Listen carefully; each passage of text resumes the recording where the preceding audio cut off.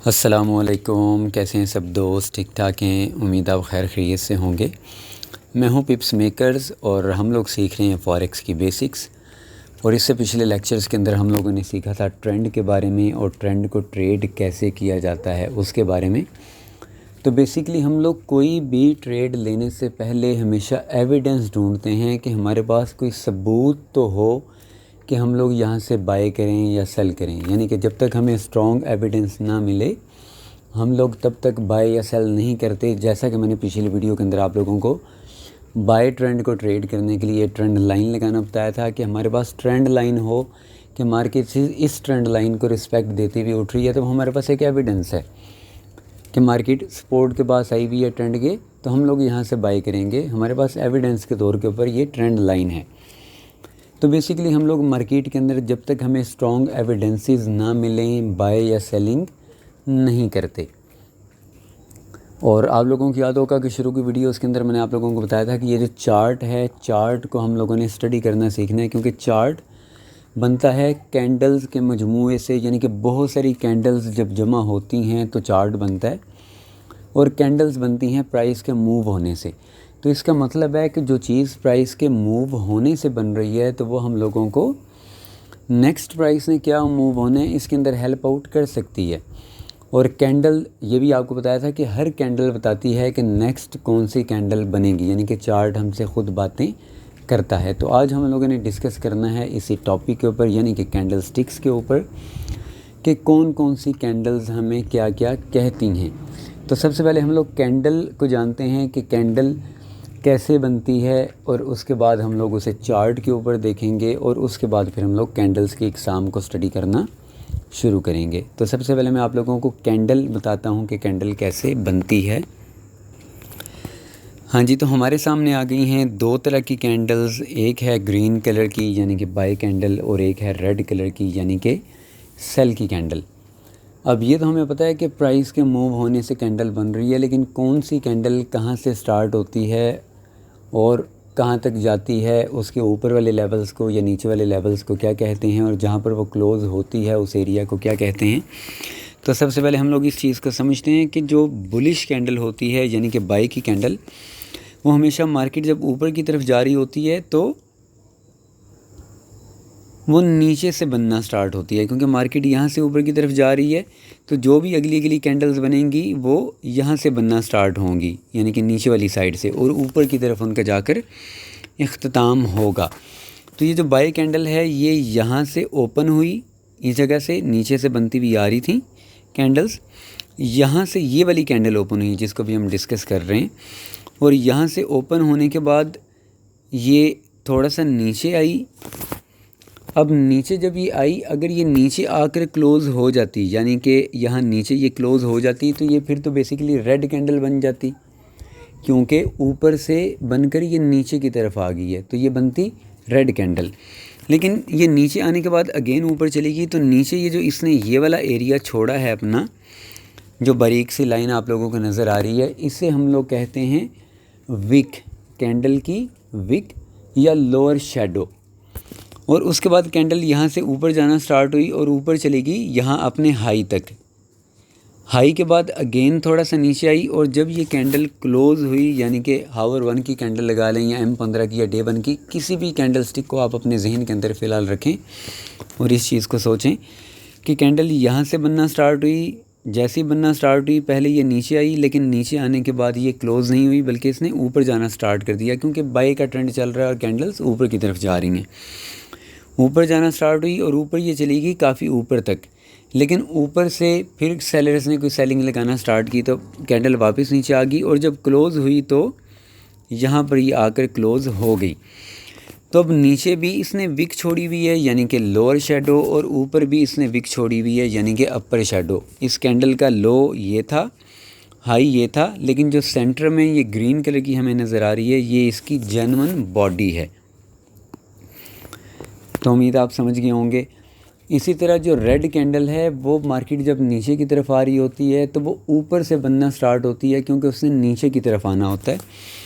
तो ये कैंडल जो रेड वाली नज़र आ रही है यहाँ से बनना स्टार्ट हुई, जैसे ही बनना स्टार्ट हुई वापस ऊपर की तरफ गई, लेकिन ऊपर का मोमेंटम यानी कि ऊपर जाने का अपना कंट्रोल बरकरार नहीं रख सकी, क्योंकि सेल ट्रेंड के अंदर है, सेलर्स नीचे की तरफ इसे ज़ोर लगा रहे हैं। तो यहाँ से ओपन होने के बाद ऊपर गई, लेकिन वापस नीचे आना स्टार्ट हो गई और नीचे आकर अगेन इसने वही बाई की कैंडल की तरह नीचे की तरफ ज़ोर मारा, लेकिन थोड़ा सा ऊपर आकर यहाँ पर क्लोज़ हो गई। तो ये जो इसकी रेड कलर की हमें नज़र आ रही है सेंटर के अंदर, ये इसकी जेन्युइन बॉडी है। ऊपर और नीचे इसकी विक्स हैं, इसको विक भी कहते हैं और शेडो भी कहते हैं, अपर शेडो या लोअर शेडो।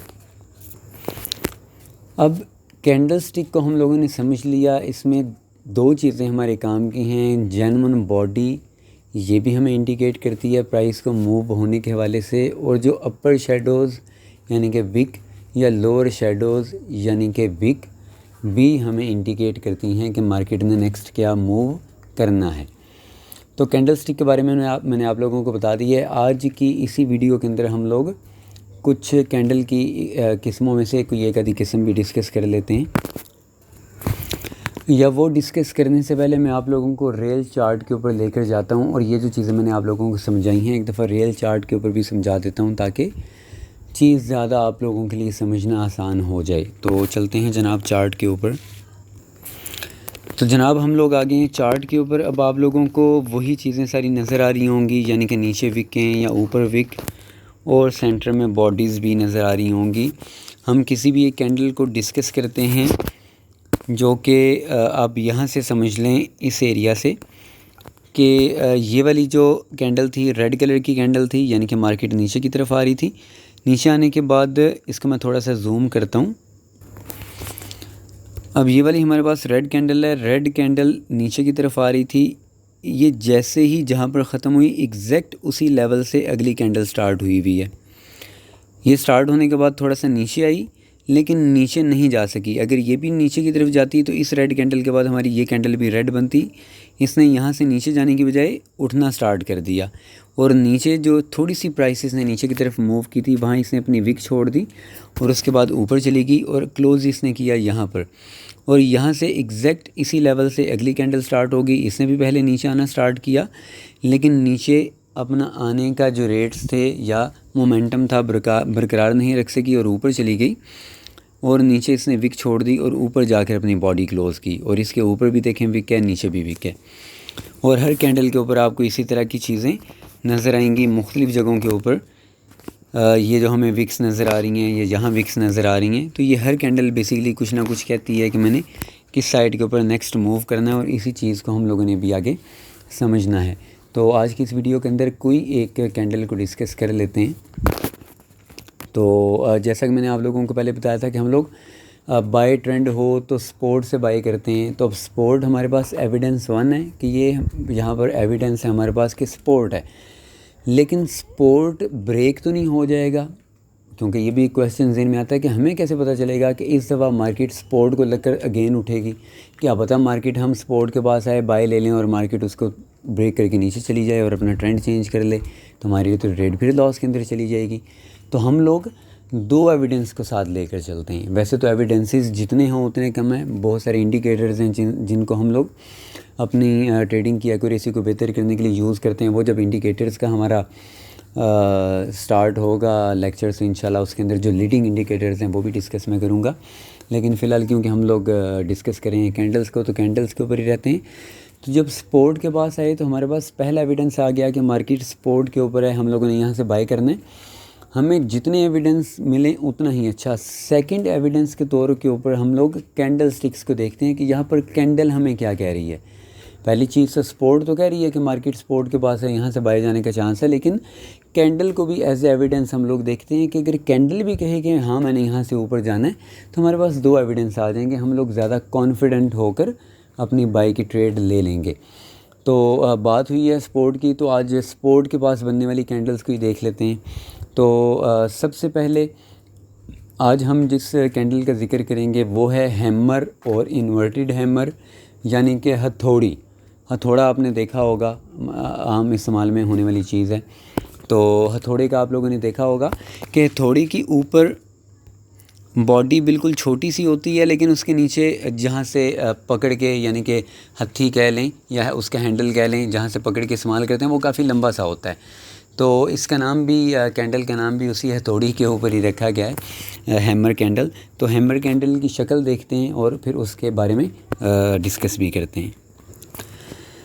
तो जनाब ये हमारे सामने आ गया हैमर कैंडल यानी कि हथौड़ी कैंडल, और ये हमेशा स्पोर्ट के पास बने तो हम लोगों को इंडिकेट करती है कि मैंने बाई की तरफ जाना है। वैसे तो कैंडल्स हर जगह बन रही हैं, मार्केट जहाँ भी मूव हो रही है कैंडल्स तो बन रही हैं, लेकिन हम लोगों ने कैंडल्स कौन सी कैंडल कहाँ पर बने तो हमारे काम की है, वो कैंडल सेंटर में, यानी कि अगर आपने स्पोर्ट एक मार्क किया हुआ है और स्पोर्ट के पास जब मार्केट आएगी सिर्फ आप लोगों ने तब बाय करना है, तो उस स्पोर्ट से ऊपर ये कैंडल जहाँ मर्ज़ी बनती रहे, आप लोगों ने इस कैंडल को अहमियत नहीं देनी जब तक कि ये स्पोर्ट के पास आकर ना बन जाए, क्योंकि मार्केट ट्रैप करती है।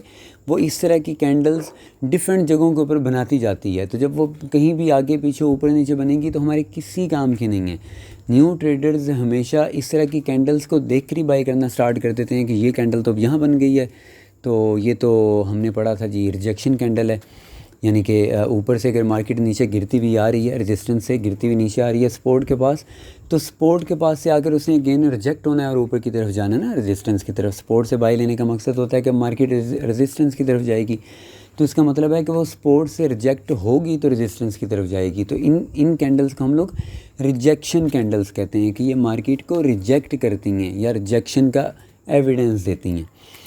तो ये सेंटर में कहीं भी बने इसको अहमियत नहीं देनी, सिर्फ सपोर्ट के पास इसको देखना है। सपोर्ट के पास जब ये आपको हैमर कैंडल नज़र आ जाए तो इसका मतलब है कि मार्केट यहाँ से रिजेक्ट हो रही है या हो गई है, तो हम लोग एंट्री ले लेते हैं बाय की। पहला एविडेंस होता है हमारे पास सपोर्ट और दूसरा एविडेंस होता है हमारे पास हैमर कैंडल। अब ये हैमर कैंडल जो है इसमें देखें जी मार्केट ऊपर से गिरती हुई नीचे आ रही थी, अब यहाँ भी आकर मार्केट नीचे गई है। जैसा कि मैंने आप लोगों को पिछली कैंडल स्टिक के बारे में समझाते हुए बताया कि ये कैंडल ओपन तो यहाँ से हुई, लेकिन यहाँ से ये काफ़ी नीचे तक गई है। देखें कितनी बड़ी इसने लंबी विक छोड़ी है, लेकिन नीचे से रिजेक्ट होकर वापस ऊपर आई और ऊपर आकर ये क्लोज़ हुई इस शक्ल के अंदर। ये हमें इंडिकेट क्या कर रही है, इंडिकेट ये कर रही है कि मार्केट जब ऊपर से गिरती हुई नीचे की तरफ आ रही थी तो अब नीचे सपोर्ट के पास भी आ गई, क्योंकि मार्केट इतनी ऊपर से गिरती हुई नीचे आ रही है तो सेलर्स का प्रेशर तो है मार्केट के ऊपर। तो यहाँ पर आकर सेलर्स ने अपनी तरफ से ज़ोर तो बहुत लगाया मार्केट को नीचे लेकर जाने का, और हमें विक से ये नज़र भी आ रहा है कि सेलर्स का तो यहाँ पर बहुत ज़्यादा प्रेशर था। लेकिन बायर्स ने क्या किया कि बायर्स ने सेलर्स का मोमेंटम तोड़ा और मार्केट को खींच के वापस ऊपर की तरफ ले गए, यानी कि इस कैंडल को यहाँ नीचे क्लोज़ होने नहीं दिया बल्कि खींच के ऊपर की तरफ ले गए और नीचे छोड़ दी एक लंबी सी विक। तो यहाँ पर हम लोगों को सेलर्स का मोमेंटम डाउन और बायर्स का मोमेंटम हाई नज़र आया। तब हम लोगों ने इस चीज़ को जांचा कि यहाँ पर बायर्स का होल्ड बढ़ गया है, तो अब मार्केट यहाँ से ऊपर की तरफ जाएगी। और ये कैंडल किसी भी कलर की हो सकती है, यानी कि ये ग्रीन कैंडल भी हो सकती है और रेड कैंडल भी हो सकती है, कलर से फ़र्क नहीं पड़ता।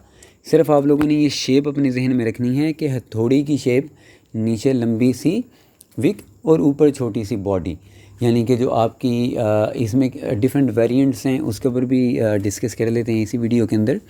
लेकिन आपकी जो बॉडी है, यानी कि ये जो ऊपर क्लोज़ हुई हुई बॉडी है, इससे कम से कम 3 गुना बड़ी विक होनी चाहिए, तो ये एक हैमर तस्लीम होगा। तो ये हैमर कैंडल बी स्पोर्ट के पास बनता है और फिर इन्वर्टेड हैमर यानी कि उल्टी हथौड़ी बी स्पोर्ट के पास बनती है। एग्जैक्टली यही चीज़ होगी, लेकिन हथौड़ी होगी उल्टी, तो उसकी भी शक्ल देख लेते हैं। तो ये जनाब आ गया हमारे पास इन्वर्टेड हैमर। इसका भी बिल्कुल ऐसे है कि मार्केट यानी कि ये कैंडल स्टार्ट यहाँ से हुई इस वाले एरिया से, और नीचे इसने लो लगाया ये वाला, लेकिन यहाँ पर आप देखें कि सेलर्स इसको यहाँ से नीचे लेकर जाने में नाकाम रहे और यहाँ से बायर्स ने ज़ोर लगाना शुरू कर दिया ऊपर की तरफ, और बायर्स इसको काफ़ी ऊपर की तरफ खींच कर ले गए।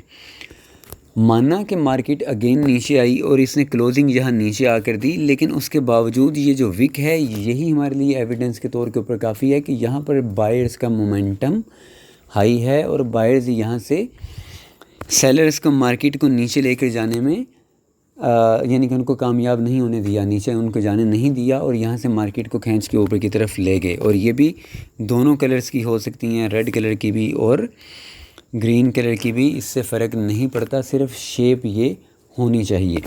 और साथ में इसके वेरिएंट्स के ऊपर भी डिस्कस कर लेते हैं।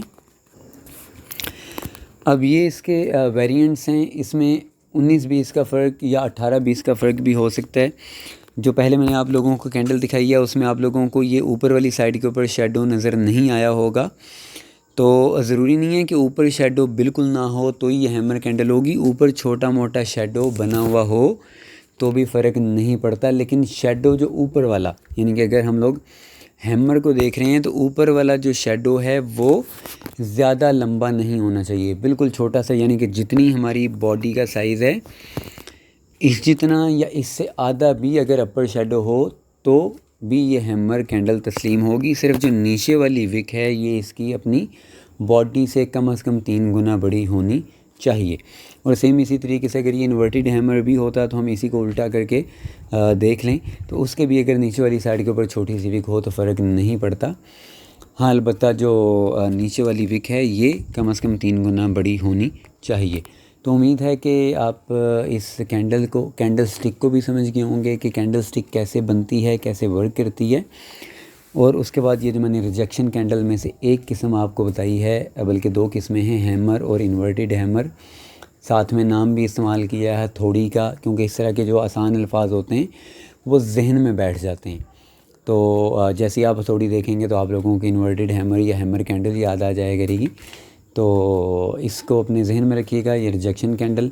और बाकी मैं चार्ट के ऊपर भी आप लोगों को ये लाजमी दिखाता सपोर्ट और रेजिस्टेंस सपोर्ट मार्क करके कि ये यहाँ पर देखें ये बनी हुई है। और मार्केट ने इस कैंडल का एविडेंस देने के बाद, सपोर्ट और कैंडल का एविडेंस देने के बाद अच्छा खासा रिजेक्शन दिया और ऊपर की तरफ गई। मैं लाजमी तौर के ऊपर आपको चार्ट पे दिखाता, लेकिन वीडियो ऑलरेडी बहुत ही ज़्यादा लंबी हो गई है। तो इंशाल्लाह ताला नेक्स्ट वीडियो के अंदर जब हम किसी और कैंडल का जिक्र करेंगे तो साथ में चार्ट को भी देख लेंगे। हाँ, अलबत्ता आप लोग अपने तौर के ऊपर ट्रेंड लाइन लगाने का मैंने तरीका आप लोगों को ऑलरेडी सिखाया हुआ है। चार्ट के ऊपर जाएं, प्रैक्टिस करें, डिफरेंट एरियाज़ के ऊपर ट्रेंड लाइन जहाँ पर आपको नज़र आए कि यहाँ पर मार्केट ने ट्रेंड बनाया हुआ है और ट्रेंड लाइन को भी रिस्पेक्ट दे रही है, वहाँ पर ट्रेंड लाइन खींचें और वहाँ पर इस तरह की कैंडल्स को भी तलाश करें। तो जितनी अच्छी आपकी प्रैक्टिस होगी, जितनी ज़्यादा आपकी प्रैक्टिस होगी, उतना ही आपके लिए फ़ायदेमंद भी होगा। तो अपना बहुत सारा ख्याल रखिएगा। मुझे इजाज़त दें। शुक्रिया। अल्लाह हाफ़िज़।